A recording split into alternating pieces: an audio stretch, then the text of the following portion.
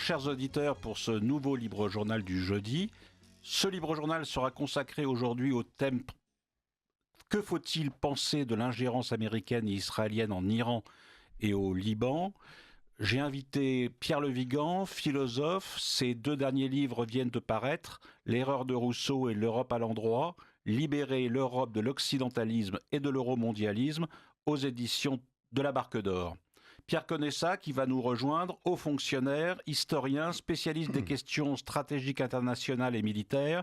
Il a publié en 2025 le livre Repentance et victimisation, la maladie auto-immune de l'Occident aux éditions de l'Aube et va publier ces jours-ci un petit traité de géopolitique pour les vraiment nuls chez le même éditeur.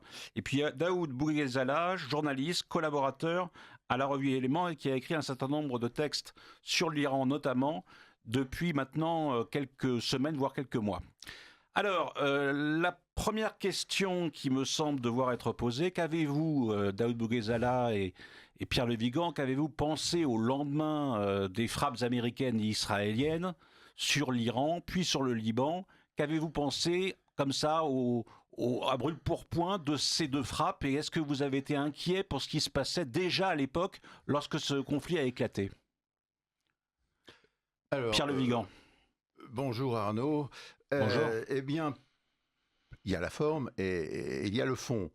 Le fond, c'est ouvrir un conflit avec un pays de 95 millions d'habitants, une très vieille civilisation, infiniment plus vieille que celle des États-Unis d'Amérique, et un pays grand comme 3 fois la France, par ailleurs montagneux, ce qui était très peu le cas de l'Irak.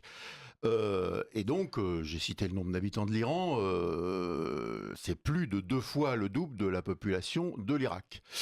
Et donc, c'est un gros morceau, avec un État qui a su constituer quelque sorte une colonne vertébrale depuis 1979. Alors, Vous parlez de l'État iranien. Alors, un régime, bien sûr, un régime, l'État et le régime, ce sont deux choses différentes. Un régime fragilisé, incontestablement, avec dans différents secteurs de l'opinion, alors notamment les secteurs occidentalisés, une certaine bourgeoisie, mais aussi des secteurs plus populaires, un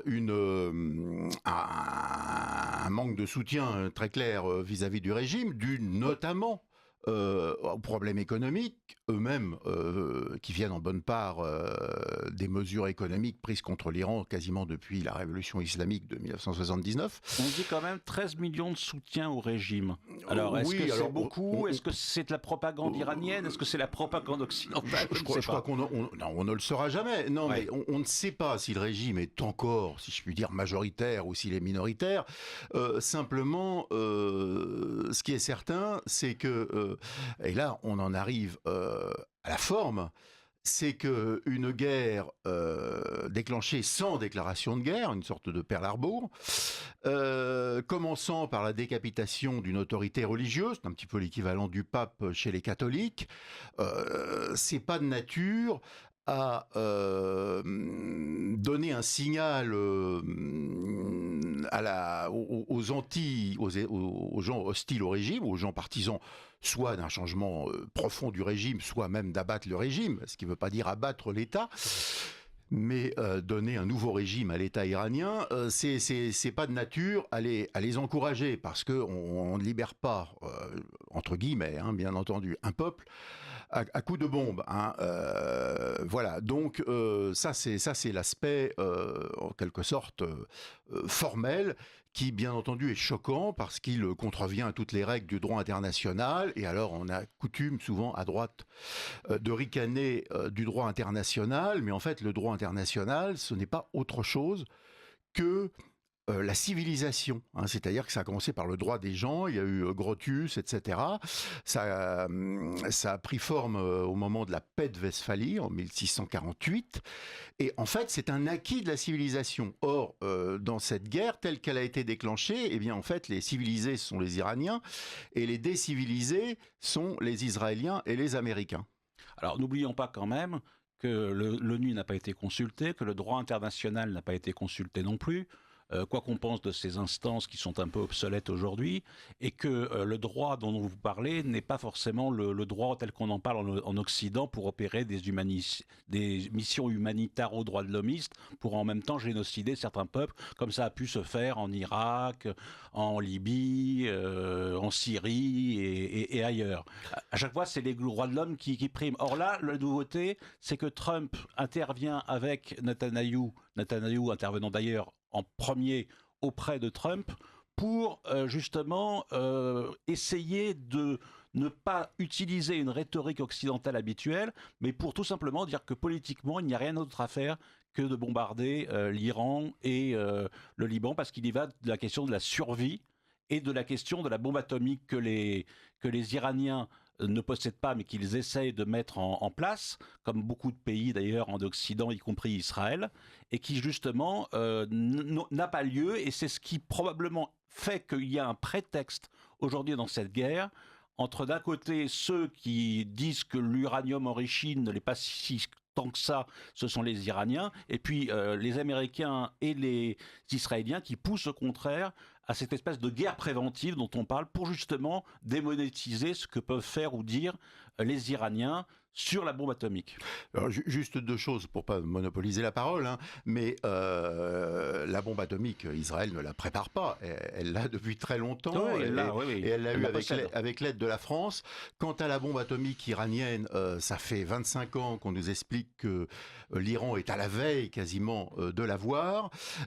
Et Trump a encore dit très très récemment, hier ou avant-hier, que l'Iran était sur le point de l'avoir dans les 15 jours. Pourquoi pas dans les 15 minutes. Bon, voilà, donc je m'en tiendrai là. Ceci étant, il est quand même important de souligner que Trump et l'oligarchie trumpienne, en quelque sorte, gardent quand même deux discours au feu. L'un qui est celui de l'attaque préventive, pour protéger éventuellement Israël et plus largement les pays du Golfe. Mais il y a quand même toujours le discours entre guillemets, droits de l'homiste sur la libération des peuples. Mais évidemment, quand un peuple subit une dictature, mais qu'il n'a pas de pétrole, on n'a jamais vu les États-Unis se préoccuper de le libérer, entre guillemets. C'est peut-être pour ça aussi que 25% des Américains soutiennent la politique de Trump, alors qu'en Irak ou ailleurs, il y avait 75% du peuple américain qui soutenait Trump. Alors, vous, Daoud Bouguezala, je le disais tout à l'heure, quel a été votre sentiment au lendemain des bombes américaines et israéliennes sur l'Iran et sur le Liban? Qu'êtes-vous dit? Est-ce que les négociations qui étaient en cours entre les Américains et l'Iran ont été phagocytées, neutralisées par, si j'ose dire, les deux impérialismes dominants? Ma première réaction a été bis repetita, puisqu'il n'y a pas si longtemps que ça, en juin dernier, souvenez-vous, des négociations qu'on pensait sérieuses et plus ou moins abouties ont été tués dans l'œuf par une campagne surprise de bombardement américano-israélien qui à l'époque n'a duré que 12 jours. Là, on a assisté à une échelle bien plus grande au même scénario. On s'y attendait un peu plus puisqu'il y avait une armada inédite qui avait été mobilisée dans le Golfe.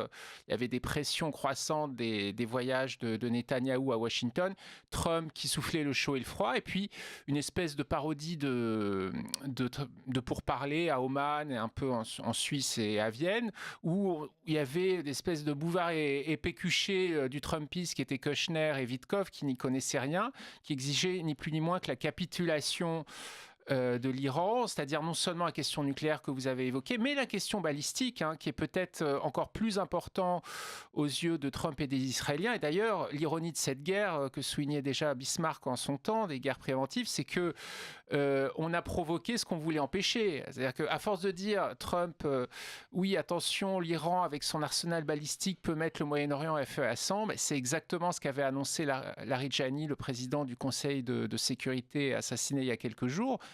Il avait dit, en cas d'attaque sur l'Iran, voici les représailles auxquelles il faut s'attendre, des tirs de drones et de roquettes sur l'ensemble des pays de la région, les pays du Golfe, les bases américaines.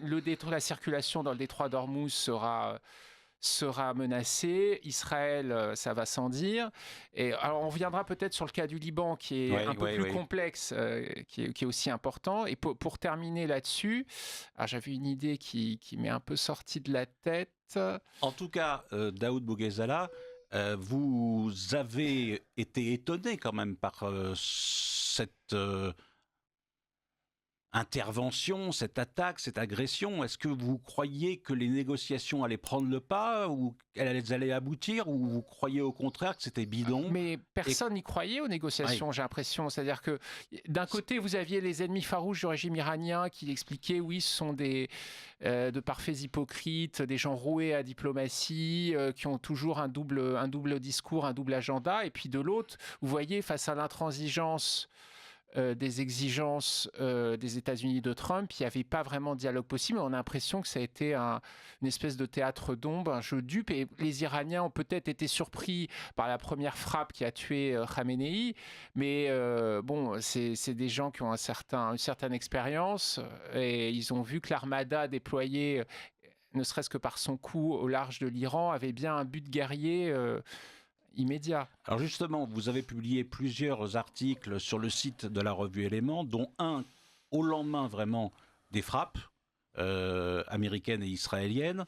Et l'article s'intitulait « Nisha », donc Pahlavi, le fils du Shah d'Iran, qui n'a pas laissé un grand souvenir en Iran non plus, et non plus le statu quo, c'est-à-dire le régime islamiste tel qu'il est aujourd'hui en place, et qui devrait, même s'il y a peut-être des ajournements, des changements, alors, etc., devrait durer. Il me semble que cet article est sorti un peu avant, c'est-à-dire... Alors, vous êtes un visionnaire. Non, pas du tout. J'ai rien prévu. Au contraire, c'est sorti en pleine effervescence pendant le mouvement de janvier qui a été durement réprimé. Oui, donc, évidemment, il y avait des menaces de Trump ou des promesses de Trump de soutien aux manifestants qui n'en ont pas vu la couleur. Mais j'expliquais qu'en gros, le régime qui était démonétisé pour des raisons évidentes, l'idéologie ne prend plus, il a été obligé de tolérer le non-port du voile dans l'espace public depuis quelques années, de lâcher du lest, et la répression a achevé de le délégitimer aux yeux de, a priori, une grande partie, la majorité de l'opinion iranienne, plus les raisons économiques, les facteurs économiques qu'évoquait Pierre. Donc j'expliquais que le régime était condamné au changement, à la mutation, sinon à la mort. Après, effectivement, il y a une rhétorique droit de l'homiste qui est un peu bushienne, un peu néoconservatrice, de manière très atténuée chez Trump. Mais alors, autant on peut comprendre les buts de guerre de Netanyahou qui sont, même au-delà de la chute de la République islamique, peut-être un certain démantèlement de l'État iranien, quand on voit les infrastructures, notamment énergétiques, qui sont visées. Mais autant les buts de guerre de Trump, les connaît-il lui-même ? Comme les buts de guerre changent 2 fois par jour, on s'y perd. Alors justement, Pierre Le Vigan, on croyait assister depuis un certain temps avec, j'allais dire Bush, vous voyez, Trump, qui, président des États-Unis et n'étant pas intervenu lors de son premier mandat, avait constitué une sorte d'ossature qui permettait aux gens qui le soutenaient de penser qu'il serait isolationniste et qu'il ne participerait à aucune menace guerrière, notamment au Proche-Orient. Et puis, il n'a pas résolu le problème ukrainien et russe. Il n'a pas non plus réussi à régler quoi que ce soit ailleurs. Il a menacé même d'intervenir à Cuba plus récemment et au Groenland et encore ailleurs. Donc on se dit que finalement le pragmatisme marchand a plus pris de place dans le discours de Trump que l'idéal messianique qui a toujours été celui des États-Unis. Est-ce que ça vous paraît juste ou est-ce que vous pensez que cet idéal messianique est toujours présent et que le prétexte est l'enrichissement non pas de l'uranium appauvri, mais de l'enrichissement peut-être des États-Unis et d'Israël? Alors, je ne vois pas de pragmatisme marchand que vous évoquiez, parce que pour le coup, le pragmatisme aurait dû pousser Trump à ne pas s'engager dans cette affaire. Un pragmatisme long-termiste, disons. Oui, mais même à long terme... je vois pas l'intérêt américain. Alors c'est d'ailleurs l'énorme contradiction. On se dit les midterms ne sont pas tout de suite, mais c'est en novembre. Bon, ça va impacter, on ne sait pas comment cette guerre va se terminer, hein, du reste, et quand, et dans quelles conditions, et va-t-elle se terminer avant les mi-termes. Tout ça, ça fait beaucoup de points d'interrogation. Bon, ce qui est sûr, c'est que on ne voit pas l'intérêt de Trump. Alors, en tant que président des États-Unis, garant des intérêts de la nation américaine, on ne voit absolument pas son intérêt. Oui, mais alors ce qui est curieux, ouais, allez-y, Pierre Lebihan. Sur un plan interne, purement électoral, on pourrait imaginer que parfois il y a des chefs d'État qui choisissent leur intérêt électoral à court terme plutôt que l'intérêt à long terme de leur nation. Mais là, pour le coup, sur un plan électoral, c'est un choix extrêmement dangereux pour Trump. Ça le coupe d'une bonne partie de sa base MAGA, qui était en fait Make America Great Again, mais qui est quand même une base isolationniste, hein, consistant à dire arrêtons de dépenser dans des entreprises extérieures ou des pseudo-croisades et réparons nos routes, améliorons l'état de santé des Américains, qui est catastrophique, essayons de former un peu plus d'ingénieurs. Les États-Unis forment infiniment moins d'ingénieurs, par exemple, que la Russie. Je parle même pas de la Chine. Bref, il y avait des tas de raisons objectives de ne pas entrer dans cette guerre. Or, donc, cette guerre, en l'occurrence, correspond ni aux intérêts de la nation américaine, de l'État américain, ni aux intérêts électoraux de Trump, puisque ça risque de l'emmener à une défaite pour les mi-termes de novembre prochain. Donc on se dit, mais quelle est l'explication ? Alors, a-t-il été influencé ou mené un petit peu par la laisse par Netanyahou ? Ça, je ne sais pas. Y a-t-il une convergence de vues, en quelque sorte, une sorte de messianisme partagé ? Il est certain qu'il y a des choses de ce genre, hein, puisqu'il y a à la fois un lobby sioniste important aux États-Unis, un lobby sioniste juif, mais il y a aussi un lobby très important de chrétiens sionistes. Hein, l'affaire est évidemment extrêmement documentée. Et d'évangéliques. Avec plus de 13 millions de membres, hein, sans parler des sympathisants. Mais peut-être de moins en moins. Alors, parce que dans l'opinion, en tout cas, je ne parle pas des sphères dirigeantes, mais dans l'opinion, y compris chez les juifs américains, le soutien à Israël depuis Gaza est bien plus partiel qu'avant, ce qui fait que ce qui a donné le vote notamment pour Mamdani à New York. Donc je sais que dans la droite américaine, il y a des débats très véhéments sur cette question. Est-ce que c'est pas beaucoup plus partagé qu'il y a 20 ans à l'époque de Bush? Tout à fait, mais il y a plusieurs choses. Il y a le lobby tel qu'il existe depuis des années et tel qu'il a ses réseaux d'influence, ses journaux, ses médias, etc.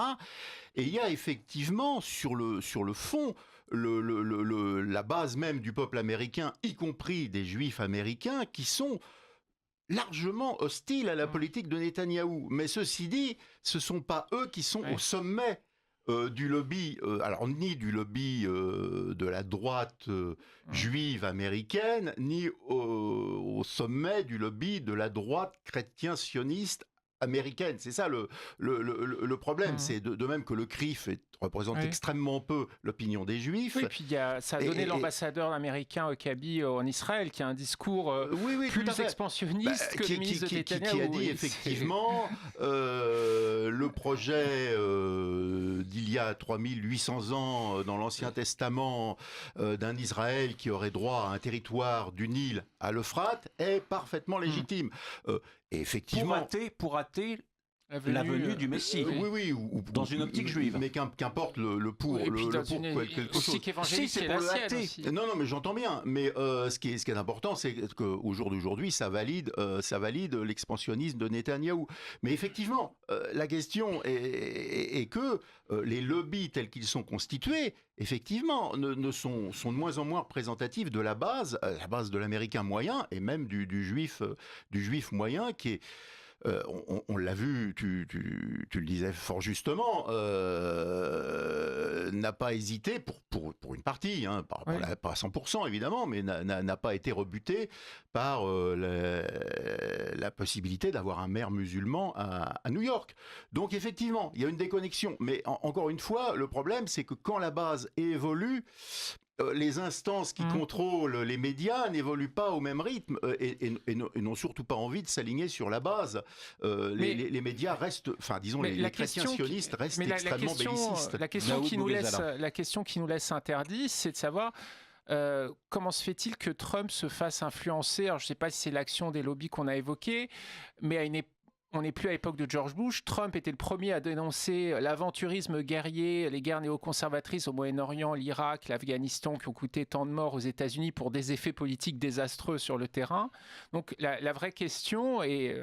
là, ça touche peut-être aux psychologies, j'aime pas ça, mais on se pose des questions, puisque les États-Unis ont quand même une manne de géopolitologues, des experts, du département d'État, des gens qui peuvent anticiper un minimum, faire de la prospective. C'est-à-dire que moi, ce qui me laisse sceptique, c'est pas tant le côté belliciste des États-Unis que leur amateurisme, ne serait-ce que face aux ripostes iraniennes. C'est-à-dire que même moi, qui ne suis pas un expert, j'aurais pu anticiper la fermeture du détroit d'Ormuz, le fait que l'ensemble des pays de la région soient attaqués par des drones et des missiles iraniens. En fait, on a l'impression que Trump, à force d'ignorer l'histoire, l'anthropologie, un minimum de culture de ses interlocuteurs, des gens qu'il a en face, mais ça donne en fait les déclarations de Witkoff quelques jours avant la guerre qui expliquaient oui, c'est très incongru, mais on ne comprend pas pourquoi... ils ne veulent pas capituler, en fait. Et quelques jours après les frappes, Trump a dit la guerre est finie. Ça paraît dingue, parce que la guerre était évidemment encore présente. Ça fait quand même 3 semaines que les bombardements ont eu lieu, un peu moins pour le Liban, mais en tout cas en Iran. Et toutes les questions que vous deux vous posez sur le pourquoi de l'intervention guerrière de l'Amérique trumpienne et de Israël netanyahouesque, un peu tous les médias se posent cette question, mais tous ceux qui justement formulent des hypothèses, par définition ne sont pas sûrs de ce qu'ils avancent, donc on se perd en conjecture, et vous-même d'ailleurs à ce micro, on insiste sur les possibilités d'intervention des Américains et des Israéliens, sans être sûr et certain des réponses qu'on peut y apporter, tout en disant que malgré tout, c'est quand même peut-être la menace de la bombe atomique qui a été déterminante et le fait que Netanyahou pousse Trump à intervenir. Je ne pense pas que la menace de la bombe atomique ait été déterminante, si ce n'est dans les rhétoriques, parce qu'il faut toujours justifier a posteriori, mais contrairement à ce que prétendait Witkoff, quand bien même vous avez assez d'uranium enrichi, enfin je ne suis pas un expert de la question, bombe atomique, c'est pas un cocktail Molotov. Hein. Il faut pas quelques semaines, voire quelques mois pour l'assembler. Enfin, il y a une technique. Donc là, après la guerre de juillet, je crois qu'il reste un peu plus de 400 kilos d'uranium enrichi. On évoque parfois une opération américaine sur le terrain d'un commando pour les extraire. Bon courage. Ce qui paraît complètement surréaliste, quoi. Enfin, ça peut faire un très bon scénario de film, mais dans la réalité, honnêtement, c'est voilà. Et effectivement, comme le rappelait Daoud Bouguedzala, le taux d'enrichissement de l'uranium n'est vraiment qu'une petite partie de la construction d'une bombe atomique. Il me semble aussi que dans les négociations, si nous nous rappelons bien, l'Iran avait proposé que ces stocks soient mis dans un autre pays, dans un pays neutre, et sous un contrôle international, en tout cas sous un contrôle non iranien. Et donc soit en quelque sorte gelé, de façon à ce que l'Iran puisse continuer son programme nucléaire civil et s'engage donc, moyennant évidemment des contreparties de sécurité, à ne pas avancer sur son programme nucléaire militaire. Voilà. Alors il est certain que cette opération a une conséquence en termes rationnels évidente, c'est qu'elle prouve qu'il faudrait absolument la bombe atomique pour avoir la sécurité. C'est quand même c'est contre-intuitif, hein, parce que le but était d'empêcher l'Iran de se tourner vers la bombe atomique. Il semblait qu'il y avait un chemin sans doute étroit, sans doute difficile, mais consistant à offrir un certain nombre de garanties à l'Iran. Ça a été compromis quand même déjà par la guerre des 12 jours de juin 2025. Mais alors là, deuxième attaque en pleine négociation. Là, pour le coup, en plus attaque avec des décapitations systématiques de dirigeants. Ce sont quand même des choses qui et même de physiciens nucléaires en juin, ce qui est, du point de vue du droit que tu rappelais aussi, pose question. C'est un recul de civilisation. Rappelons-nous, avant Waterloo, Napoléon, à son habitude, passe devant les troupes françaises avec son cheval blanc. Donc on le voit de loin, et bien entendu, les Anglais le voient. Et autour de Wellington, les officiers supérieurs disent à Wellington, mais si on décapitait l'empereur à coups de canon, ça résoudrait le problème, si je puis dire. Et Wellington répond, non, mais ça ne se le fait pas. C'est pas une question, pour le coup, de texte, c'est une question de mœurs. C'est-à-dire qu'on ne se tire pas dessus entre dirigeants, on n'essaye pas d'assassiner le roi adverse ou l'empereur adverse, etc. Ça faisait partie de la décence ordinaire, en quelque sorte, comme aurait pu dire Orwell. Et là, c'est vrai qu'une frappe qui commence à tuer l'équivalent du pape, c'est quand même d'une violence assez inouïe. Je pense pas que ce soit exactement équivalent du pape. Non, c'est pas vraiment point de vue religieux. Je dis, c'est en termes d'autorité très moyen, en fait. C'est un chef d'État, oui, c'est vrai. C'est quand même. C'est l'autorité temporelle du pape avec aussi. Il y a une fonction sacrée. Il y a une part de sacré, ce qui n'est pas rien. Oui. Alors, Trump était quand même favorable déjà lors de son premier mandat, même s'il n'est pas intervenu ici et là à l'étranger, mais il était déjà favorable à une expédition punitive sur l'Iran en raison précisément de cet uranium appauvri. Et on se disait, je me rappelle très bien, qu'il risquait d'y avoir vraiment dans les semaines et mois qui venaient une attaque de la part des États-Unis. Et puis celle-ci n'est pas intervenue. Trump est resté un petit peu inerte. Et puis aujourd'hui, ça revient comme un boulet de canon et il y a cette intervention américaine et israélienne. Peut-être aussi que Israël n'avait peut-être pas poussé autant à l'époque qu'il le fait aujourd'hui. Sans doute si, mais il n'avait pas trouvé un accueil aussi favorable pour des raisons qui nous échappent. Mais si Netanyahou pousse, on peut au moins lui reconnaître le privilège de la constance depuis très longtemps. Oui. Depuis très très longtemps, et c'était en grande partie les raisons de son opposition à Obama. Voilà. Alors il y a une question sur laquelle on ne se prononcera peut-être pas, mais je pose quand même cette question parce qu'elle me semble importante et les auditeurs souhaiteraient que vous puissiez y répondre, me semble-t-il. Quand Trump voulait éventuellement intervenir, justement, Jean-Marie Le Pen, en France, avait déclaré de façon un peu provocatrice que l'atome était sage. Alors il s'expliquait, c'est-à-dire que la bombe nucléaire permet l'indépendance d'un pays qui le possède et est dissuasif pour un autre pays qui risquerait de s'y aventurer. Est-ce que ça vous paraît juste et est-ce que vous pensez que le fait que les Iraniens puissent posséder la bombe, comme d'autres pays, n'est pas illégitime ? Daoud. Il y a une question de droit. Moi aussi, je fais partie des rares personnes, des dernières personnes qui s'accrochent au droit international. Contrairement à Israël qu'on évoquait, l'Iran, je crois en 1974, a signé le traité de non-prolifération nucléaire, donc il doit en respecter les clauses. Et au-delà même de cette question juridique, il y a le risque de prolifération. L'argument que vous évoquez est tout à fait fondé. Mais dès lors que si l'Iran avait la bombe, le risque, c'est pas qu'il la largue sur Israël, c'est qu'il sanctuarise son régime, et surtout que l'Arabie Saoudite veuille la bombe, la Turquie, et ainsi de suite. Aujourd'hui, on a le Pakistan qui n'est pas un pays spécialement rassurant, ni sans doute conforme aux exigences de droits de l'homme, ni de la femme qu'on a en Occident, l'Inde... Vous pensez que si on avait ouvert les vannes avec l'Iran, on aurait probablement continué sur d'autres pays qui auraient réclamé eux-mêmes la bombe. Oui, sans doute, oui. Mais c'est ce qu'eux-mêmes disent, l'Arabie Saoudite, la Turquie, voilà. Après, c'est vrai que ça permet de sanctuariser un pays. Et en fait, ce qui s'est passé donne raison aux plus durs et aux plus radicaux des caciques du régime iranien qui expliquaient « Les Occidentaux nous mènent en bateau depuis des années, les négociations sont un marché de dupes, y compris le fameux... JCPOA sous Obama en 2013, je crois 2013-2015, en fait, ce fameux accord nucléaire qui était plutôt bon, y compris à cette époque, l'Iran n'a pas eu les dividendes de la paix, c'est-à-dire que pour X raisons, à commencer par l'opposition du Congrès américain et aussi la question de l'extraterritorialité du droit américain, y compris des sociétés françaises n'ont pu investir en Iran.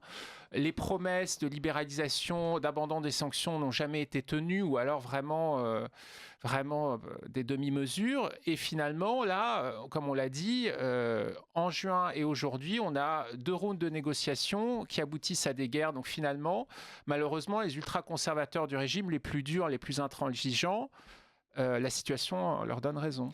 Alors, une chose importante à préciser, à mon avis, une bombe ne sanctuarise pas un régime. Elle peut sanctuariser un État, mais pas le régime. C'est-à-dire que je pense que si l'Iran... il y a eu des coups d'État au Pakistan, par exemple. Si l'Iran avait la bombe atomique, ça aurait certainement empêché les frappes israélo-américaines de décapitation et la guerre qui s'ensuit. Mais ça n'aurait, à mon avis, pas du tout empêché des manifestations, et peut-être même qu'aujourd'hui, le régime iranien serait renversé. Non, mais on peut poser la question, qui contrôlerait la bombe ? Ça protège l'État. Qui contrôlerait la bombe ? Est-ce que ce serait l'armée régulière qu'on appelle Artesh, ou les gardiens de la Révolution ? Probablement les gardiens de la Révolution, qui détiennent déjà la majorité de l'économie. C'est pas avec une bombe atomique que le régime empêcherait des manifestations. Non, c'est pas ce que je voulais dire. Mais ça le sanctuarisait d'une manière ou d'une autre, ne serait-ce que par rapport à ses pairs, en fait. Il n'aurait pas été attaqué par Israël. Oui, ça sanctuariserait son intégrité. Ça n'empêcherait pas l'expression du mécontentement interne, mais ça empêcherait des interventions extérieures. C'est ça, à mon avis. Ça assainirait en quelque sorte la situation, puisque, à vrai dire, l'une des conséquences de cette guerre, très clairement, c'est le resserrement de la population autour du régime. Parce que effectivement, les gens ne sont pas devenus tout d'un coup sympathisants de l'idéologie des fractions les plus radicales du régime. C'est pas ça, mais simplement confronté à une agression extérieure, il y a tout simplement un réflexe patriotique, et puis il y a tout simplement l'évidence que on peut pas attendre de bonnes choses de gens qui commencent par nous balancer des bombes, y compris sur une école. Ça, c'est ce qu'on pouvait penser au début du conflit, puis on a eu, il me semble, deux versions antagonistes. C'est-à-dire ceux qui disaient en se prenant des bombes sur la gueule, on ne peut pas se solidariser évidemment de ceux qui nous agressent, les États-Unis et Israël. Et de l'autre côté, on disait, c'est à cause du régime qu'on prend des bombes, donc c'est le régime qui est responsable des bombes que nous prenons sur la gueule. Alors, quelle est celle qui vous paraît la plus opératoire ? Il faudrait demander aux Iraniens, mais on n'est pas dans une situation où on puisse faire un sondage objectif avec l'IFOP. Non, mais j'interviens par rapport à ce que vous disiez juste avant. Des micro-trottoirs. Mais il me semble évident que le bon sens, aussi bien de nous que des Iraniens, doit être, n'imaginons pas que c'est pour nous libérer que nous avons subi une agression. C'est pour provoquer le chaos et mettre la main sur nos richesses pétrolières et éventuellement aussi empêcher que nous vendions notre pétrole à la Chine. Enfin, il faut en quelque sorte dézoomer, prendre un peu de recul et voir la place de l'Iran sur un plan géopolitique. L'Iran, c'est le flanc sud de l'Eurasie. C'est un allié de la Chine et de la Russie, et attaquer l'Iran, c'est aussi une façon indirectement de mettre la Chine en difficulté et à certains égards aussi de fragiliser la Russie. Donc Même si à court terme, les effets produits sont tout à fait contraires. Oui, parce que la hausse du coût de l'énergie, ça fait rentrer des devises dans les caisses des Russes. Ça, c'est une évidence. Et que les Chinois sont parmi les derniers à pouvoir circuler dans le détroit d'Ormuz. Absolument. Mais Mais effectivement, si ensuite les choses évoluent, il y a un chercheur israélien dont le prénom est Dani et dont le nom de famille m'échappe, mais qui a expliqué... C'est pas Dani comme Mendy, encore. Qui a expliqué s'il y a un coup d'État en Iran, c'est très bien. Si les gens descendent dans la rue, c'est très bien. Si c'est le chaos total, c'est très bien aussi. Nous ne nous préoccupons aucunement de l'avenir de l'Iran. Bon, en fait, l'une des explications à cette guerre, qui a quand même beaucoup d'éléments d'irrationalité et des éléments aussi psychologiques chez Trump qui sont avec beaucoup de points d'interrogation. L'un des éléments rationnels, somme toute, c'est de provoquer le chaos. Mais c'est quand même moyennement convaincant parce que les minorités arabes ne sont que 10% de la population en Iran. Les minorités azéries sont 18% environ. Bon, c'est pas négligeable, mais c'est quand même à peine un cinquième. Il y a d'autres minorités balouches, etc. C'est pas considérable. En fait, l'Iran n'est pas un pays structurellement d'une extrême fragilité ethnique. Pour résumer votre propos, Pierre Le Vigan, vous allez me dire si vous avez raison ou mais non. il ne bouge pas. Est-ce que les éléments rationnels l'emportent sur les éléments irrationnels ou est-ce que les éléments irrationnels l'emportent sur les éléments rationnels? Car on sait que Trump est un docteur Folamour totalement imprévisible et fou.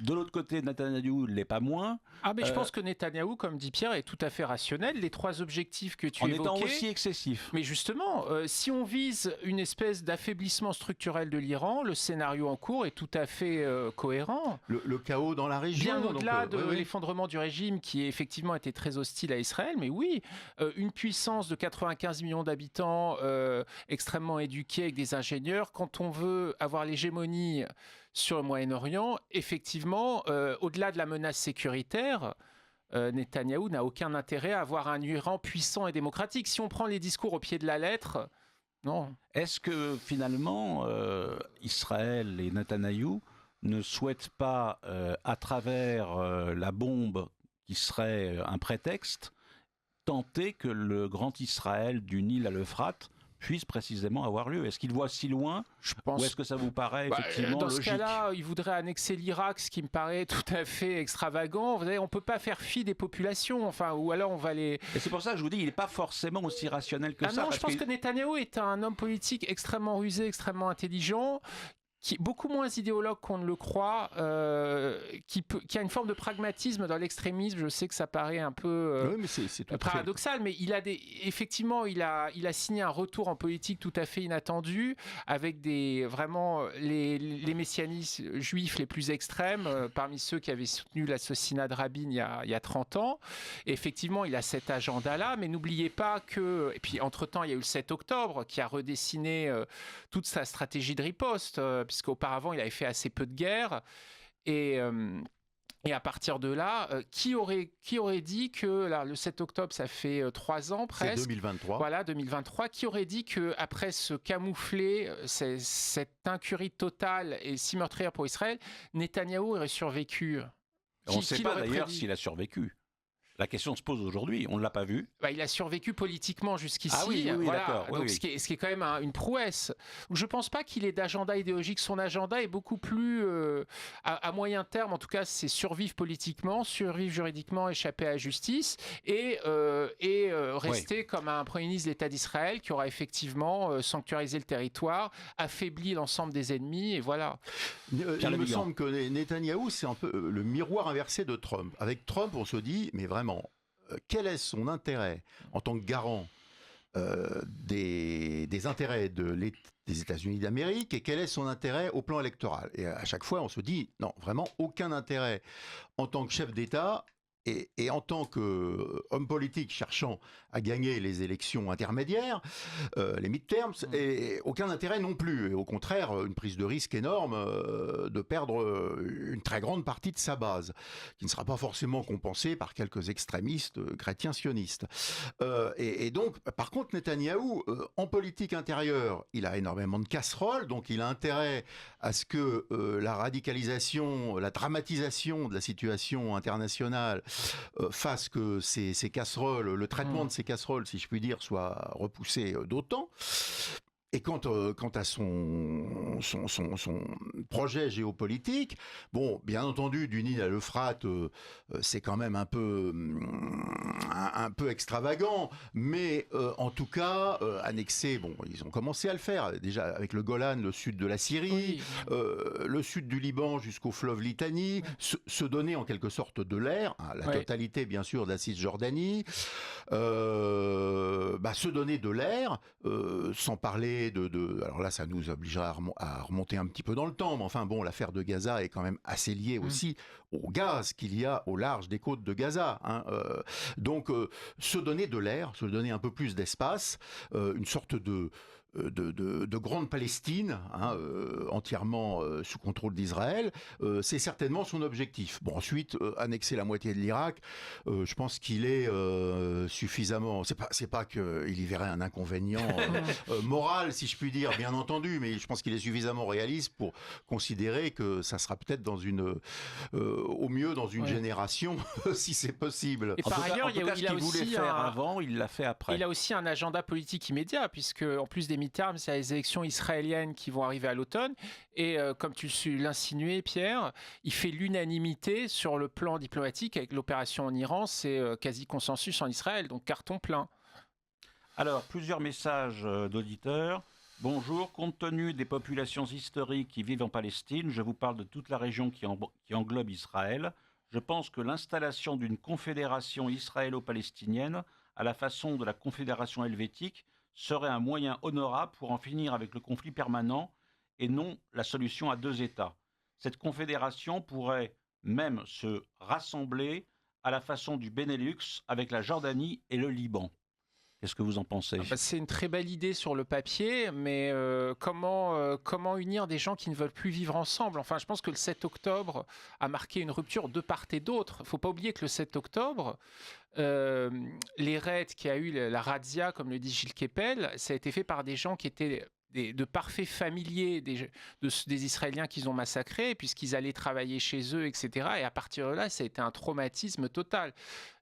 Il y a eu aussi l'opération à Gaza. Donc, vouloir traiter les Palestiniens et les Israéliens, voire les Libanais et Jordaniens, comme le Benelux, la France ou la Suisse, c'est une très belle idée. Ça peut être presque du Martin Buber, mais j'y crois pas avant 1 ou 2 générations. Puis plus qu'une confédération à 2 États, ce serait plutôt un État fédéral euro-arabe, ou en tout cas israélo-arabe et palestinien. Oui, alors d'ailleurs, la confédération suisse, en fait, est une fédération. Non, j'y crois pas du tout, non seulement parce que les Israéliens le veulent de moins en moins.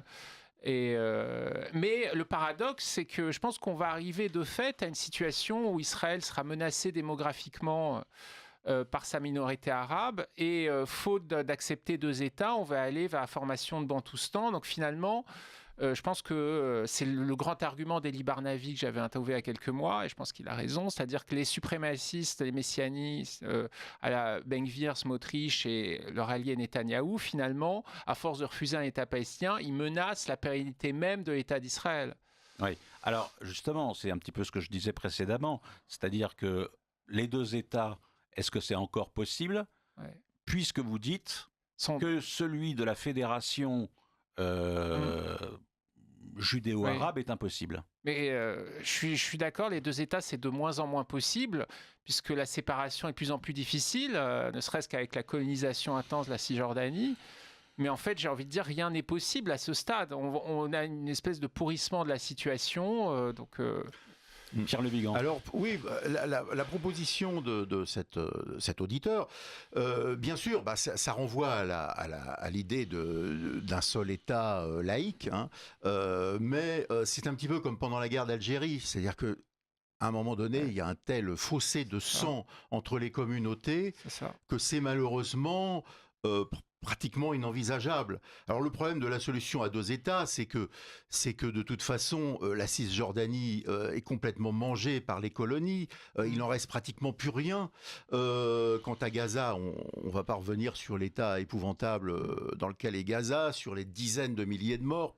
Peut-être pas loin de 100 000, peut-être, on ne sait pas d'ailleurs le nombre exact, mais enfin, strict minimum 70 000, bon, bref, c'est considérable sur une population de 2 millions d'habitants. Donc l'avenir ça va peut-être se jouer dans la démographie, Je rappelle qu'il y a à peu près 2 millions d'habitants à Gaza, évidemment un peu moins depuis octobre 2023. Il y en a pas beaucoup non plus. Il y en a à peu près 3 millions en Cisjordanie, il y en a 7 millions de réfugiés principalement en Jordanie. Et il y a 2 millions d'Arabes qui sont en Israël même, en quelque sorte. Hein. Tout ça nous fait, en fait, 7 et 7, 14, 15 millions de Palestiniens. Et en face, il y a finalement 7 millions d'Israéliens. Une population de 9 millions, mais dont il faut retrancher, 9 millions pour Israël, mais dont il faut retrancher 2 millions d'Arabes. Donc évidemment, démographiquement, il est possible que la pression soit en faveur des Palestiniens. Bon, ce qui est certain, c'est que s'il y avait 2 États, il faudrait 2 États viables, c'est-à-dire 2 États qui, tous les deux, aient des garanties de sécurité, c'est-à-dire d'un seul tenant. Évidemment, si l'État palestinien est en 2 morceaux ou en 3 morceaux, ce n'est absolument pas tenable. D'un seul tenant, ayant chacun un large accès à la mer, etc. Ce qui, en fait, en soi, serait tout à fait possible. Parce que finalement, il y a moyen d'eux. Mais chaque État ayant accès à la mer, accès au fleuve Jourdain, etc.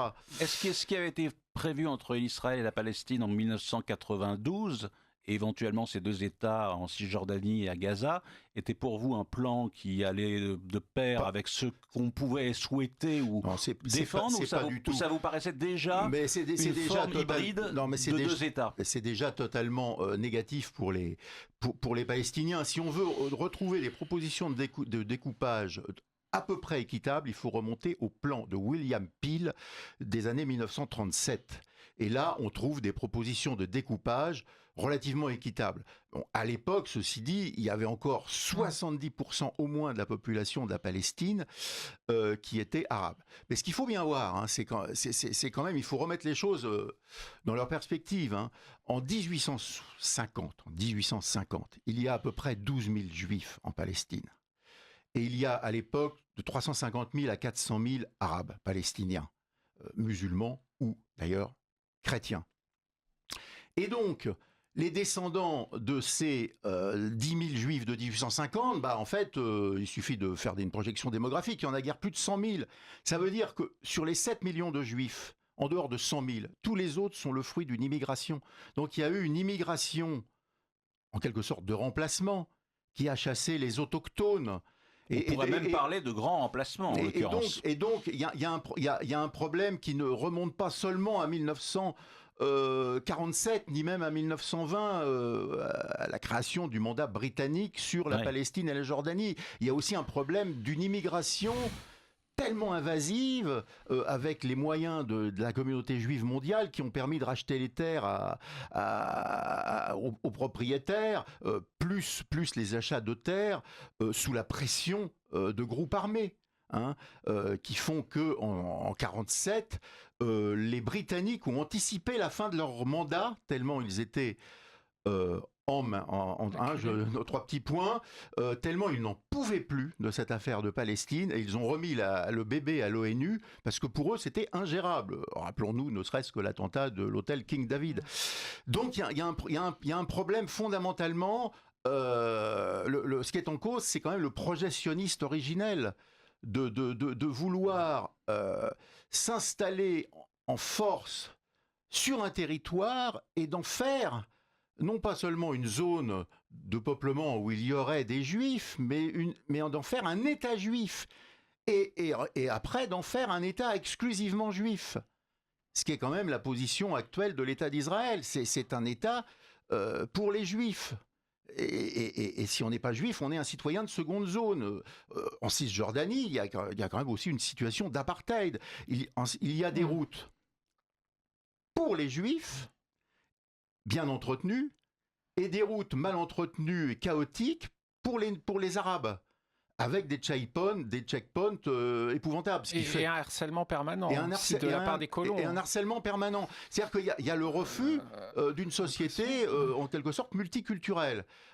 Et alors, j'ajouterais... Au contraire, c'est-à-dire que, puisque là, les colons en Cisjordanie sont dans l'embryon, même pas un embryon d'État, mais une espèce de territoire qui est censé aller vers l'autonomie, même si c'est plus vrai depuis longtemps.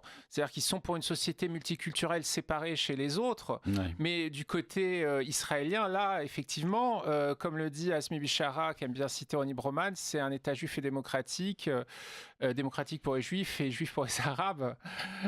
Oui. Alors, il y a un autre message d'auditeur. Bonjour, juste avant le conflit avec l'Iran, l'affaire Epstein est sortie avec Trump en ligne de mire par son implication. La motivation de Trump à intervenir sur demande des Israéliens n'est-elle pas liée aux images et photos où l'on voit Epstein et Trump dans des postures compromettantes? Est-ce une opération du Mossad pour obliger Trump à intervenir pour les Iraniens en Iran, cordialement? Oui, alors c'est une hypothèse qu'ont avancé certains. Moi, j'avoue, je ne suis pas du tout spécialiste de l'affaire Epstein ou Epstein. Oui, attention. On dit Palestine ou Palestine? Je ne sais plus qui avait. Et vous n'êtes pas Jean-Luc Mélenchon, je pourtant, ne sais plus qui s'était amusé à ce petit jeu de mots. Moi, j'avoue, personnellement, n'ayant par ailleurs aucune lumière sur cette affaire Epstein, je suis très perplexe. Quelle photo compromettante, on voit Trump la main sur l'épaule d'une jeune fille. Bon, c'est pas, ça me paraît pas totalement monstrueux. Enfin, je veux dire, de toute façon, personne ne s'imagine que Trump crachait sur des relations avec des jeunes et jolies personnes. Donc je suis extrêmement perplexe là-dessus. Bon, mais ce n'est que mon avis. La propagande iranienne joue beaucoup sur ce registre-là, en expliquant c'est une guerre de diversion après l'affaire Epstein. Moi aussi, je suis assez sceptique, d'autant qu'il y a eu plusieurs épisodes depuis des années où Trump était plus ou moins impliqué, plutôt moins que d'autres, notamment des élites démocrates comme les Clinton, qui ne sont pas à ce scandale près. Mais bon, après, sur le volet un peu les compromissions d'Epstein avec le Mossad, effectivement, il y avait une proximité à Ehud Barak qui était Premier ministre travailliste, puis ministre d'ouverture, dirons-nous, je crois, de la défense de Netanyahou. Oui, ça pose question, mais moi, je n'irais pas jusqu'à penser que le déclenchement d'une guerre est dû à ce genre de broutilles. Est-ce que ça n'y a pas participé? C'est-à-dire, est-ce que ça n'est pas arrivé au même moment, à peu près au même moment, et qu'il y a eu d'une certaine façon diversion, effectivement, pour faire oublier une affaire? C'est quand même une grosse diversion. Après, on ne peut pas tout rationaliser ou expliquer. On n'a pas les tenants et les aboutissants. Mais on peut poser des questions. Bien sûr. mais enfin, Trump a la maladresse des habiles ou des incultes. C'est-à-dire que à force de tout penser en termes de force, de vouloir river son clou à tout le monde avec son gros marteau de l'US Army, n'est pas le Venezuela qui veut, là ça ne marche pas. Donc s'il se prend une crise économique, une crise énergétique mondiale, ce qui peut rejaillir même sur l'emploi américain, le pouvoir d'achat et pas seulement les mid-terms, la diversion sera ratée. Oui. Alors vous avez écrit aussi un article hier sur un mini coup d'État silencieux des Pasdaran, des gardiens de la Révolution. Est-ce que vous pourriez nous en dire plus? Parce qu'on en a évidemment entendu parler nulle part. D'une certaine manière, si. D'ailleurs, il y a d'excellents analystes qui le disent, qu'on entend à la télévision. Mais tout simplement, comme vous l'avez rappelé, le régime iranien a été décapité littéralement au premier jour de la guerre, le 28 février, avec la mort de Khamenei, le guide suprême. À partir de là, il y a eu, je crois, 10 jours pendant lesquels l'Assemblée des experts a mis 10 jours à désigner un successeur, à personne de Mojtaba Khamenei, qui est le fils même d'Ali Khamenei. Alors, c'est un choix à la fois à la fois prévisible et étonnant, puisque en fait, l'état de santé de Mojtaba Khamenei laisse place à toutes les spéculations. Il a été de toute évidence blessé. Pendant 1, 2 ou 3 bombardements, il se trouvait sur les lieux pendant la frappe qui a coûté la vie à son père, sa mère, pas sa mère finalement, mais sa femme, une grande partie de sa famille. Donc il est à tout le moins blessé aux jambes. Certains disent dans le coma, certains disent en Russie, certains disent défiguré. Et en tout cas, de toute évidence, sinon inapte à exercer ses fonctions, donc ce serait un fantoche. Du moins, il ne se montre pas. On a eu droit à une cérémonie d'investiture tout à fait surréaliste où les caciques de la République islamique embrassaient une icône. D'ailleurs, le portrait officiel du guide est une image obtenue par intelligence artificielle. Tout ça pour vous dire que Mojtaba Khamenei, en fait, en plus d'être le fils de son père, qui n'est pas forcément une grande compétence, une grande intelligence politique, même si depuis 30 ans, il est dans les arcanes du pouvoir.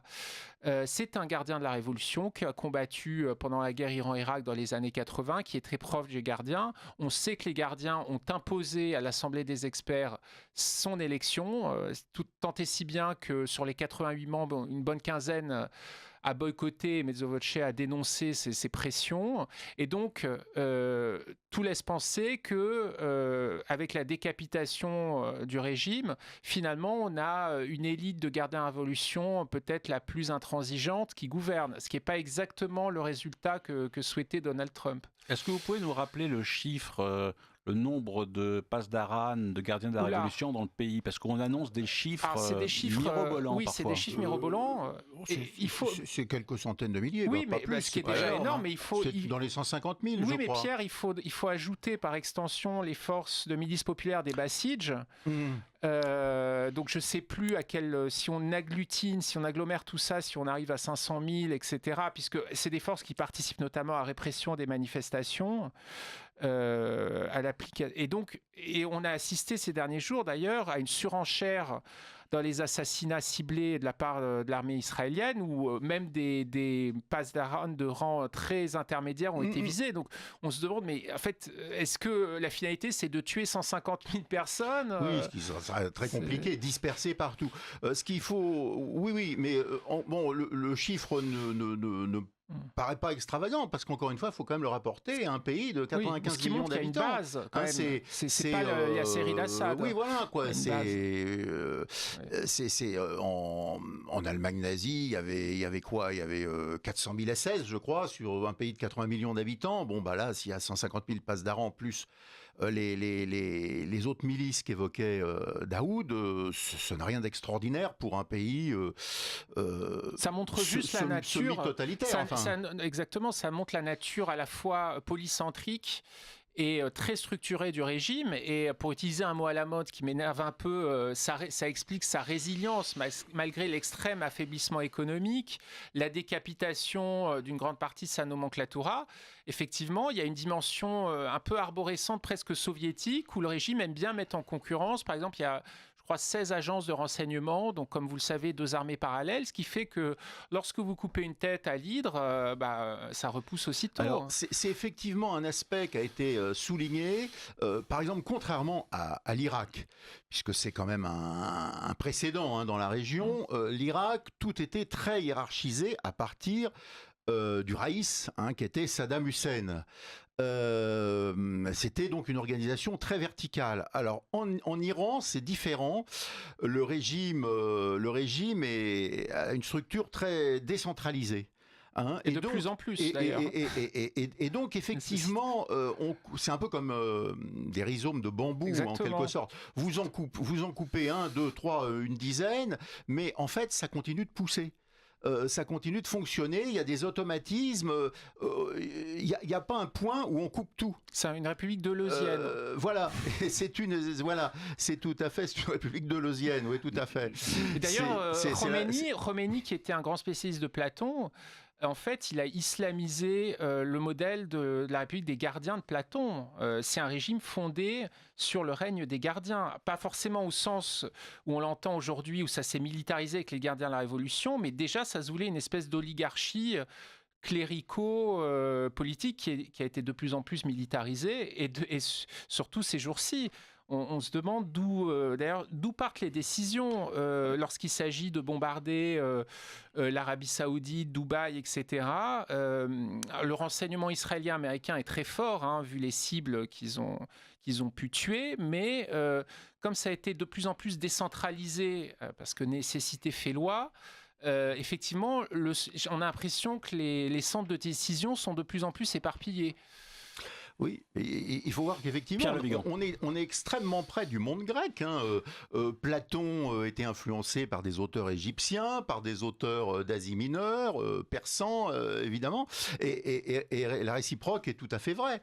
Un Perse est plus proche du monde de Platon qu'un Norvégien du monde de Platon. C'était évident. Donald Trump, peut-être. Alors que Donald Trump, oui. Enfin, Donald Trump, lui, il est loin de tout monde philosophique, contrairement à Laridjani qui a été assassiné, qui était le numéro 3 du régime, qui était agrégé d'histoire, qui a écrit 3 essais sur Kant, et voilà, qui avait travaillé sur Emmanuel Kant. Après sa gestion de la répression, où il a tué à peu près 35 000 personnes en quelques jours en janvier, n'était pas très kantienne. Hein. Alors, de ce que j'ai compris de l'impératrice. Est-ce que c'est lui? Je suis pas sûr. Lui, en tout cas, il fait partie des donneurs d'ordre. Alors 35 000, c'est quand même un chiffre de propagande. On ne sait pas. Quelques centaines. Vraisemblablement, il y a eu quand même énormément d'exécutions. C'est là où je voulais en venir. Mais je crois qu'on est passé après de 3 000 à 6 000, puis à 35 000. Je pense que la propagande a voulu sortir un chiffre qui fasse image, qui soit éventuellement comparable au nombre de morts de Gaza.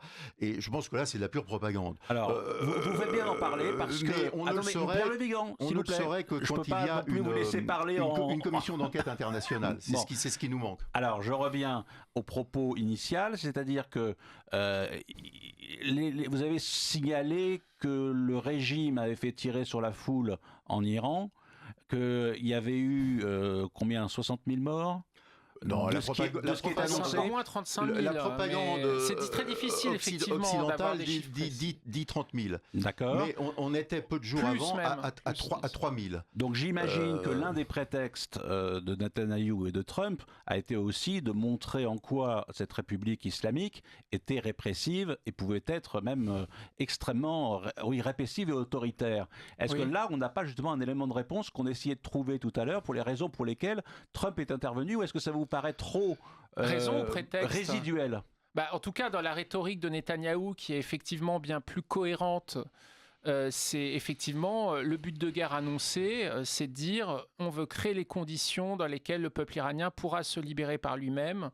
Ce qui est une petite nuance avec la doctrine du changement de régime, mais qu'il annonce. Trump, encore une fois, il a oscillé entre l'aide promise aux manifestants, le fait qu'il allait entrer en guerre pour faire s'effondrer le régime, qu'il cherchait un interlocuteur. Donc c'est très difficile. Hein. Alors ce qu'il faut avoir à l'esprit, c'est que dans ces manifestations, il y avait des agents des services israéliens, le Mossad, et certainement de puissances occidentales, britanniques, américaines, à voir. D'accord. Et ça, le Mossad s'est vanté d'être présent mais chez les Pasdaran aussi, d'ailleurs. Dans ces manifestations. Donc à partir du moment où il y a des manifestants... Le Mossad est partout en Iran. Qui étaient armés, des manifestants qui étaient armés, il ne faut pas s'étonner que la police ait répliqué face à des manifestants armés. Ça se serait passé dans n'importe quel pays du monde. Peut-être pas les 30 000 quand même. Non, mais encore une fois, rien ne prouve qu'il y en a eu 30 000. Ou 10 000 ou 5 000, il y en avait forcément qui n'étaient pas armés. Non, mais bien entendu, la majorité n'était certainement pas armée, mais quelques provocateurs armés... Oui. Joue précisément le rôle de provocateur. Non, ce qui est certain, c'est qu'il y a une répression violente, qu'il y a eu des centaines de morts, certainement quelques milliers.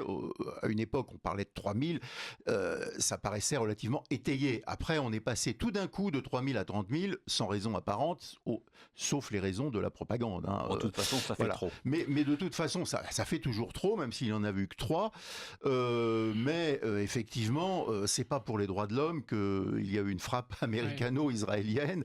S'il y avait que du maïs en Iran, je pense que franchement, tout le monde se serait contrefichu de cette répression. Les droits de l'homme iraniens, effectivement. Alors, plusieurs questions, plusieurs remarques. Bonjour, au nom de quel droit une nation ne peut avoir un armement nucléaire? La non-prolifération d'armement, c'est une histoire réchauffée. Voir l'hypocrisie de la SDN envers l'Allemagne dans les années 30. Et depuis, les sièges de gouvernance de ces institutions internationales sont toujours les mêmes. L'ONU est un parfait exemple. Vous voulez rebondir ou la remarque se suffit à elle-même? La remarque se suffit à elle-même, oui. Il paraît difficile de minimiser les effets désastreux du rôle de l'Iran au Liban et à Gaza depuis des décennies, d'où la nécessité de résoudre à la base toute difficulté en paralysant l'Iran pour longtemps. Alors, la situation de fin des conflits armés permettrait de faire pression sur Israël par des embargos d'armes pour l'obliger à négocier paix et restituer sur l'Iran les colonies confisquées par Israël. Mais là, c'est un scénario très optimiste. Oui. Alors, on commence par régler son compte à l'Iran, et ensuite, on force Israël. Mais qui est on, déjà à donner leurs terres aux Palestiniens. Mais comme dit mon voisin Daoud Bouetzala, qui est on, c'est le règne de l'on dont parle Heidegger. Et puis surtout, c'est faire fi et ignorer les rapports de force. Mais sur la première partie, on peut être d'accord, puisque moi, je ne suis pas forcément du côté... effectivement, il y a des ingérences ingérence très longue, notamment au Liban avec le Hezbollah depuis 82. Et la mainmise de l'Iran sur le Hezbollah est peut-être sans doute plus forte que jamais. Et les Libanais en payent le prix. Je ne dis pas ça pour justifier l'intervention israélienne. J'essaie d'être honnête et factuel. De voir les deux en parallèle. Voilà. Alors, nous allons passer un bobino et on se retrouve tout de suite après. Vous appréciez cette émission ? Plongez dans toutes nos autres émissions filmées, débats, culture, histoire, littérature, religion, politique. Des émissions pour comprendre, réfléchir et transmettre. À retrouver sur cette chaîne YouTube. Radio Courtoisie est une radio associative. Elle ne vit que grâce à votre soutien. Aidez-nous à faire entendre votre voix sur soutenir.rc.fr. Voilà, on se retrouve donc dans ce libre journal du jeudi midi jusqu'à 13h30. J'ai invité aujourd'hui Pierre Le Vigan et Daoud Bouzegala. Alors, il y a encore une question et une remarque d'un auditeur. Bonjour, dans les courriels échangés entre Steve Bannon et Jeffrey Epstein, Epstein rapporte à Bannon que le père de Trump faisait ses affaires à coups de cadeaux compromettants et que Trump lui-même trompe ses associés en publiant des comptes opaques où il confond recettes et bénéfices dans son golfe de Californie. Il fit une plaisanterie en jouant sur le mot escroc. Ce ne serait donc pas des histoires de gamines, mais le fait de dévoiler des irrégularités graves qui seraient le motif de docilité de Trump sur l'Iran, qui lui vaut la défection des gens intelligents et de ses proches collaborateurs. On a évoqué très rapidement durant cette émission, qu'est-ce que vous avez envie de dire sur cette remarque, ce scénario éventuel ? C'est-à-dire qu'il y ait des X casseroles, pas forcément celle évoquée, mais possibles, qui pèsent sur la tête de Trump, c'est possible, mais je vois vraiment pas en quoi cette guerre serait une solution, quoi. Ça me paraît pas, encore une fois, ça me paraît pas rationnel. Mais on ne le dit pas depuis tout à l'heure, Pierre Le Vigan. Mais enfin, il faut dire quelle est la raison pour laquelle l'affaire Epstein pourrait justement être corrélée au bombardement. C'est que tout simplement Epstein est juif et que peut-être le Likoud ou Benjamin Netanyahu ont voulu étouffer un petit peu médiatiquement cette affaire pour justement faire en sorte d'intervenir en Iran. Non, là pour le coup, je ne le crois pas du tout. D'ailleurs, bon, il y a quand même... Epstein n'était pas, à proprement parler, un agent du Mossad. C'est quand même assez, là aussi, assez documenté. Il y a des versions qui disent si. Précisons. Le Mossad s'est servi des façons de faire d'Epstein, qui filmait tout, pour se dire qu'il y avait effectivement quelque chose d'intéressant à en tirer. Et il en a certainement tiré des choses intéressantes. Mais à proprement parler, à l'origine, c'est pas du tout un agent du Mossad. Ensuite, compte tenu de tout ce qu'a pu faire Epstein dans le milieu des affaires et compte tenu des pressions des moyens de pression qu'a créé Epstein en filmant tous les ébats des gens qui l'invitaient, ce qui lui permettait ensuite d'avoir des cadeaux d'amis extravagants, il est évident que le Mossad, comme tout service secret intelligent, aurait dû le faire, si je puis dire. Le Mossad s'est introduit dans la brèche pour avoir un certain nombre d'informations.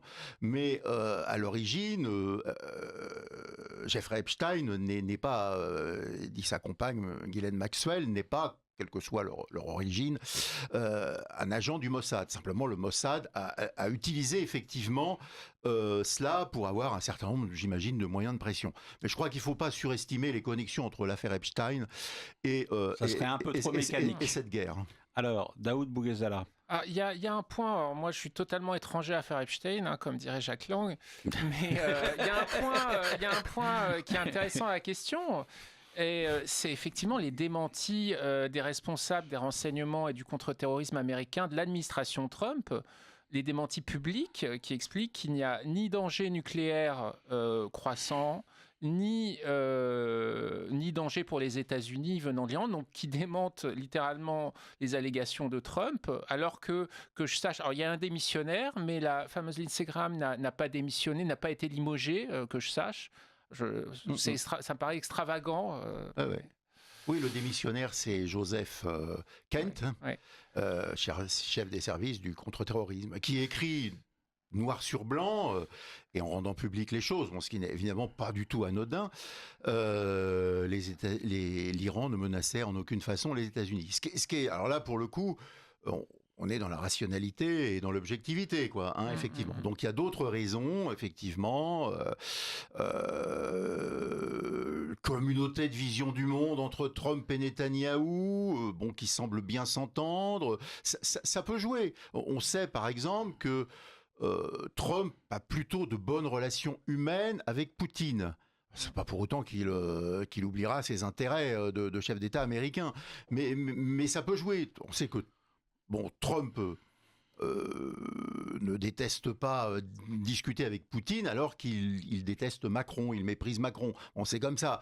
Ça peut aider à des opportunités.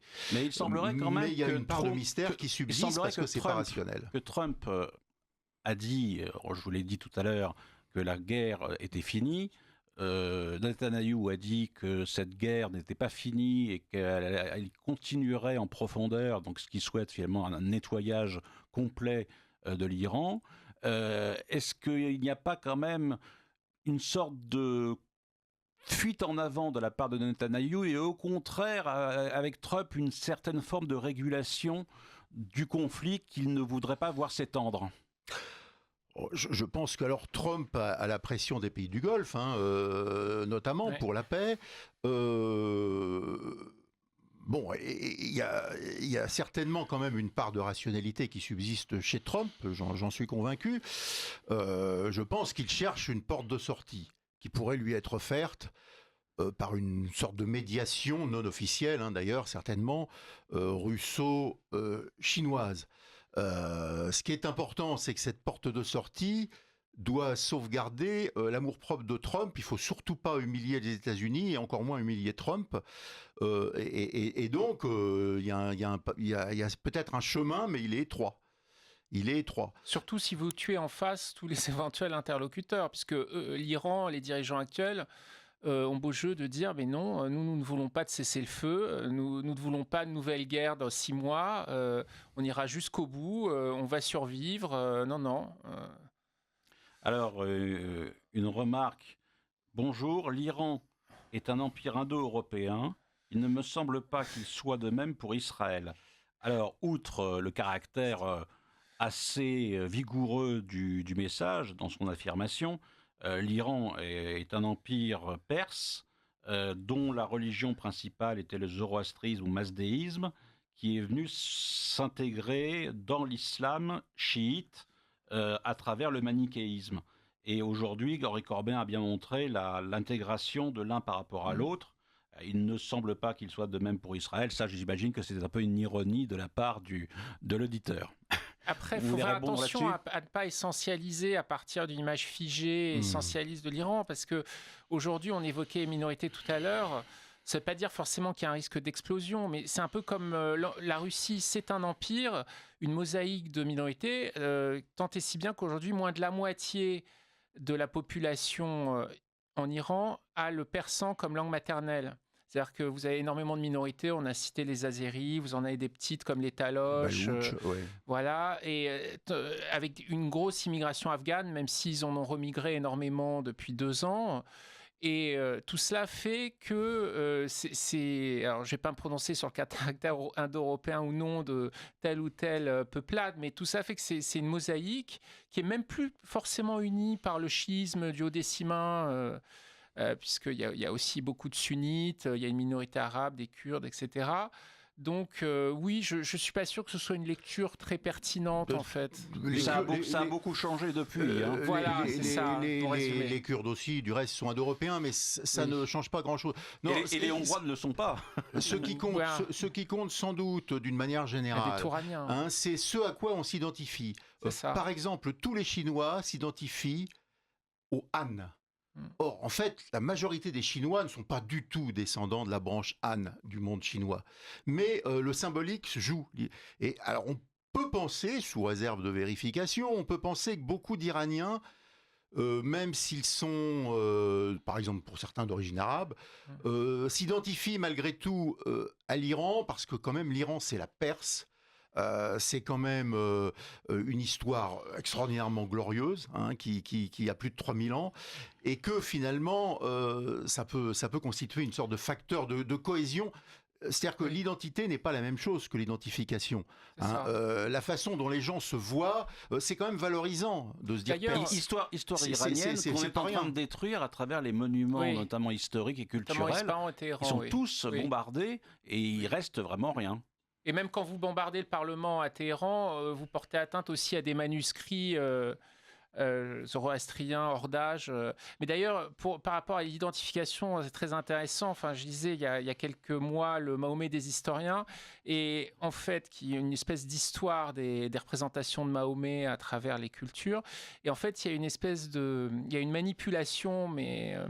c'est-à-dire que pour artificiellement lier l'histoire des Achéménides, de la Perse, des Achéménides, et l'histoire du chiisme qui s'est greffé en Iran, vous avez parfois des arbres généalogiques un peu fantaisistes qui expliquent que la fille du dernier empereur de Perse a épousé en fait quelqu'un de la lignée de Ali et Hussein. Évidemment, personne n'y croit d'un point de vue historique, c'est tout à fait farfelu, mais c'est intéressant comme une espèce de... Ça crée un récit national. Un récit commun, avec toute la part de fausseté factuelle qu'il y a dans tout récit commun.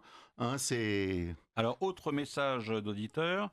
Bonjour, merci pour cette émission qui change du parti pris israélo-états-unien. Voici un tweet de Silvano Trotta d'hier, du 18 mars. Aujourd'hui, sur les réseaux sociaux, une rumeur est propagée. Netanyahou est décédé le 8 mars 2026. Pourquoi ?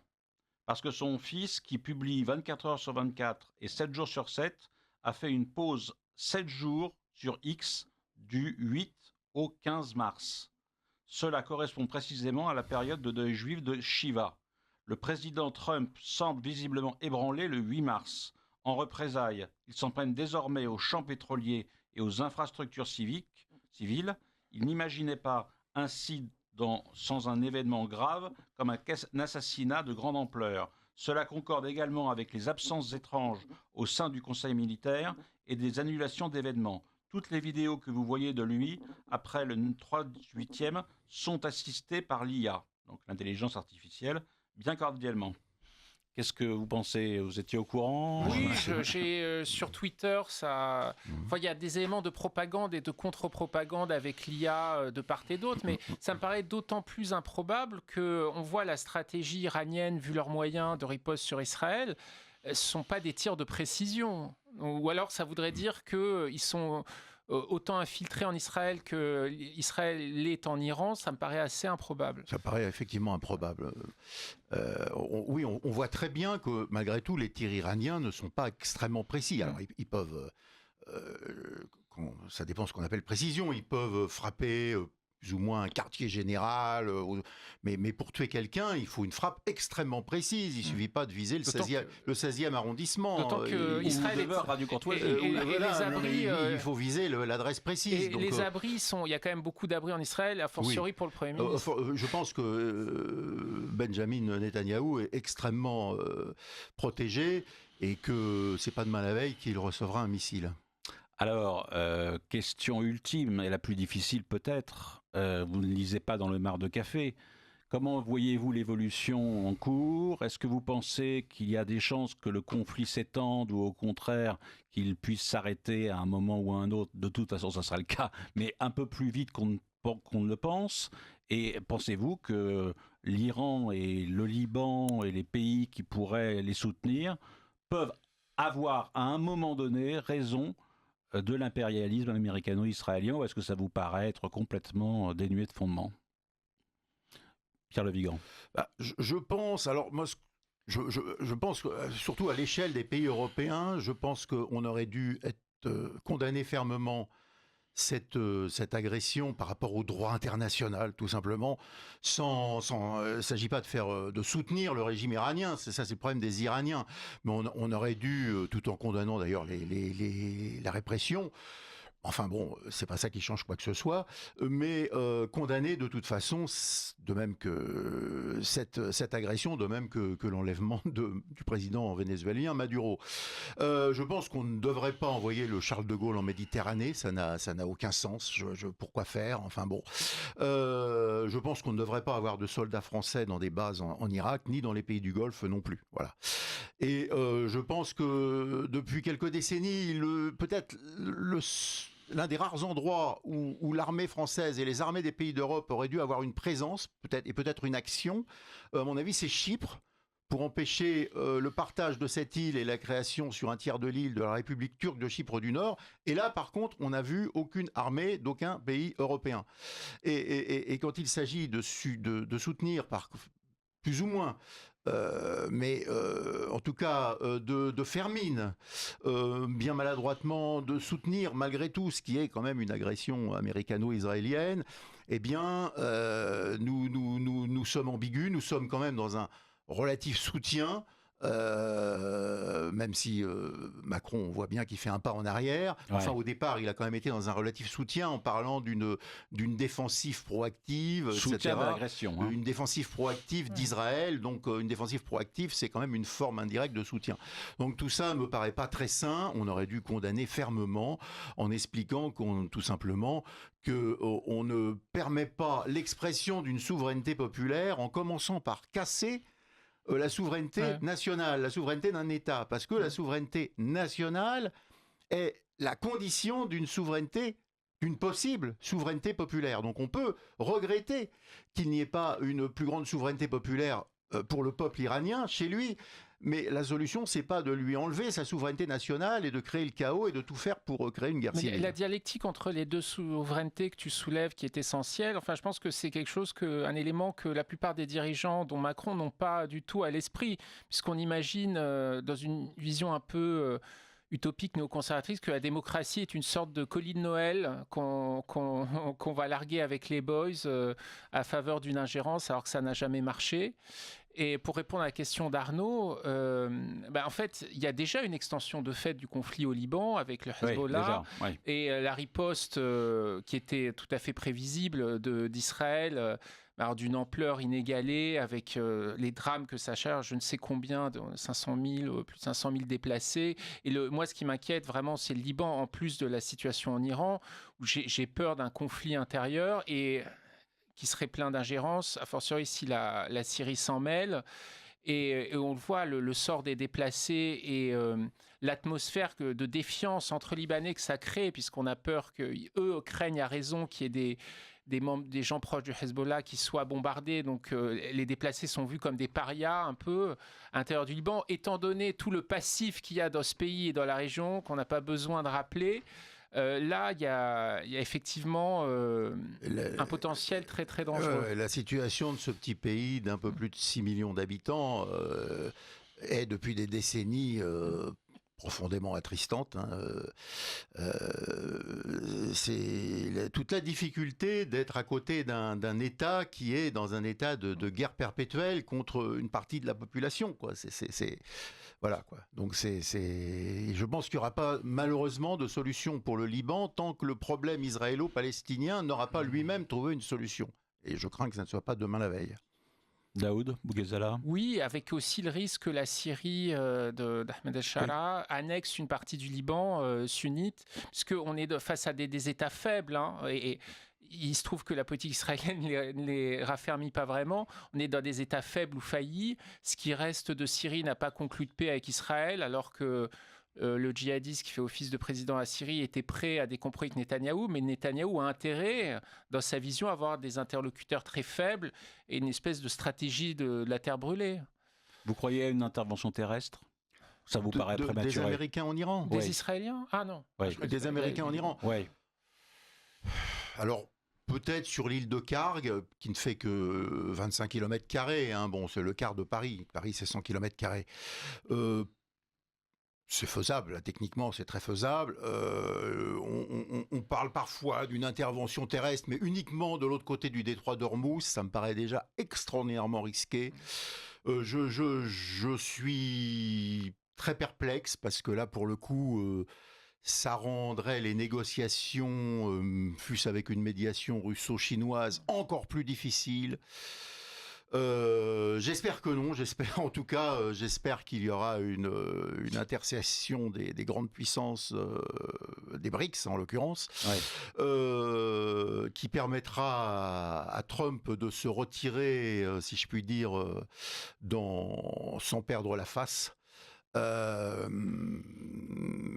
Et à l'Iran de se reconstruire, mais ça mettra énormément de temps parce qu'il y a des dégâts, notamment des dégâts humains bien sûr, mais des dégâts écologiques aussi absolument considérables, avec des métaux lourds qui sont tombés sur Téhéran, qui ont pollué tout le réseau d'eau potable. Quand on bombarde des entrepôts de carburant, déjà que c'est déjà dans une situation écologique désastreuse, mais ça cause des morts sur des générations, un empoisonnement de la terre, et ça on l'a pas assez souligné. Rappelons quand même que l'Iran fait partie des BRICS. Vous avez cité tout à l'heure les BRICS, les auditeurs ne connaissent pas forcément ces pays nombreux, plus d'une vingtaine, qui appartiennent à des pays non alignés sur l'impérialisme américain et qui veulent, d'un point de vue économique et social notamment, s'arracher à la domination états-unienne.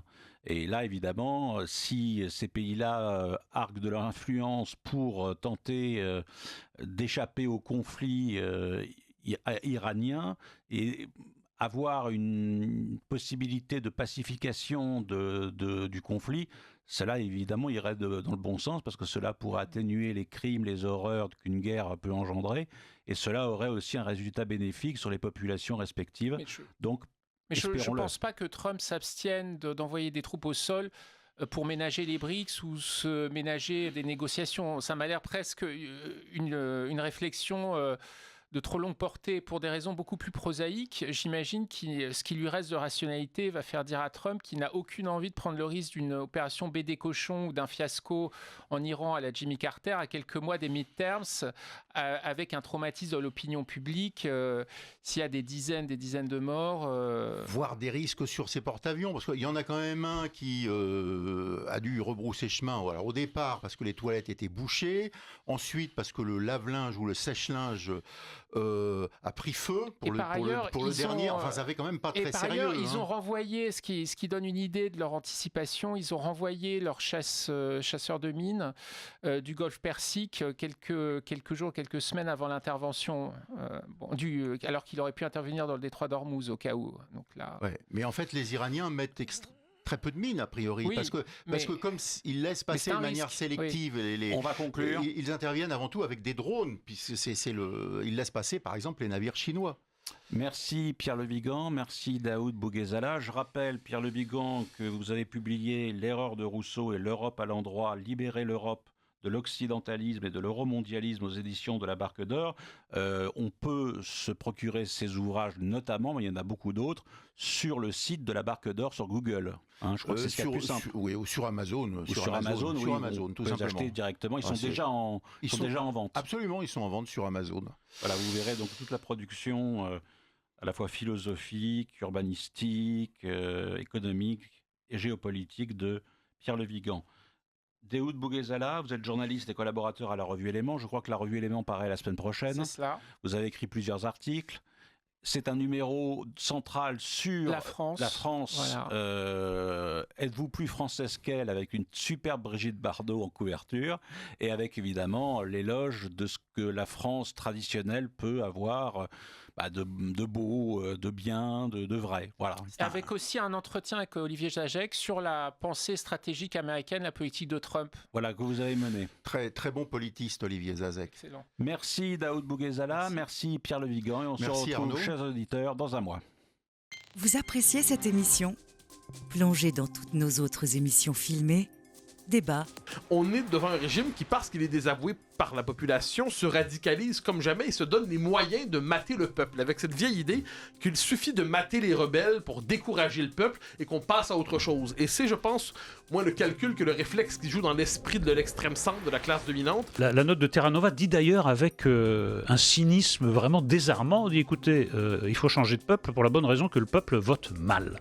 Histoire, au voyage de Laetitia Bonaparte à Rome en 1804, au moment du sacre, il se trouve qu'à ce moment-là, elle avait été accueillie par le pape et qu'il avait écrit une lettre à Napoléon pour lui dire à quel point il avait trouvé sa mère absolument formidable. Donc il avait beaucoup d'estime pour la mère de l'empereur.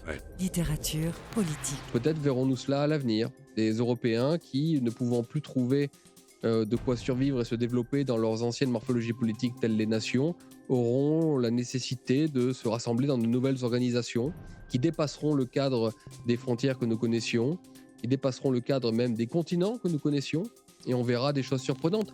Mais c'est toujours pareil, qu'est-ce qu'on fait de toutes ces chaînes qui ont été supprimées, de tous ces gens qui ont subi cette répression, alors qu'en fait ils étaient dans le vrai? Les gens ne croient plus les médias traditionnels ou la parole du gouvernement, ou même, et c'est là où ça devient dingue, la parole des scientifiques. La foi au sens plénier, c'est pas seulement l'affirmation d'une vérité, c'est le fait de s'engager pour cette vérité, c'est le fait d'aimer cette vérité et d'aimer l'objet de cette vérité, Dieu. Des émissions pour comprendre, réfléchir et transmettre. À retrouver sur cette chaîne YouTube.